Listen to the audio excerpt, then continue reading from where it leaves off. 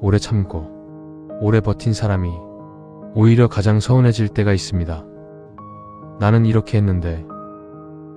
신앙생활을 오래 한 사람일수록 이런 마음이 올라올 때가 있습니다. 성경에는 그런 사람들의 이야기가 나옵니다. 탕자의 이야기를 보면 대부분 사람들은 집 나간 동생만 생각합니다. 하지만 예수님은 사실 또 다른 한 사람도 보여주십니다. 바로 형입니다. 형은 집을 떠난 적이 없습니다. 아버지 곁에 남아 있었고 묵묵히 일했고 자기 역할을 했습니다. 누가 봐도 성실한 사람이었습니다. 그런데 어느 날 집 나갔던 동생이 돌아옵니다. 아버지는 그 동생을 끌어안고 잔치를 열어줍니다. 그런데 그 순간 형의 마음이 무너집니다.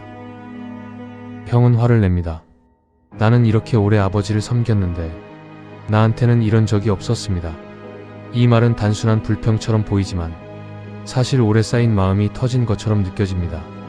형은 아버지 집에 있었지만 마음은 점점 메말라가고 있었는지도 모릅니다. 사랑보다 억울함이 더 커지고 있었던 것입니다. 그런데 예수님은 비슷한 이야기를 또 하십니다. 어떤 사람은 아침 일찍부터 일했습니다. 뜨거운 시간도 견디고 하루 종일 땀 흘렸습니다. 그런데 어떤 사람은 마지막 늦은 시간에 왔습니다. 거의 일하지 못했습니다. 그런데 주인은 모두에게 같은 품삯을 줍니다. 그 순간 먼저 와서 일한 사람들이 불평합니다.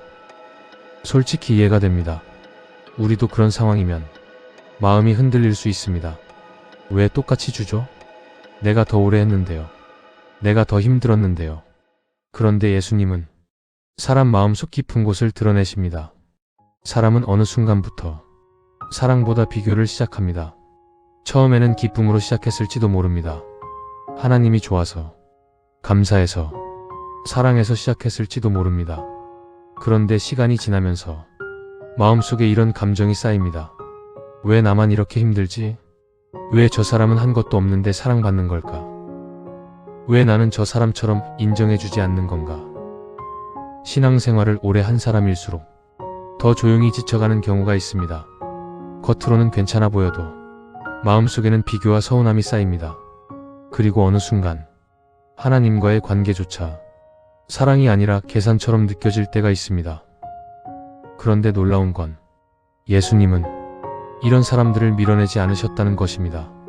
하나님은 늦게 돌아온 탕자도 사랑하십니다. 하지만 오래 참고 버티다가 마음이 지쳐버린 사람도 외면하지 않으십니다. 하나님은 하나님 없이 일을 많이 한 사람보다 잃어버린 기쁨과 처음 사랑, 그리고 하나님과의 관계를 다시 회복하길 원하십니다. 우리의 신앙은 지금 사랑으로 하나님께 나아가고 있을까요? 아니면 어느새 대가를 바라며 계산하고 있는 걸까요?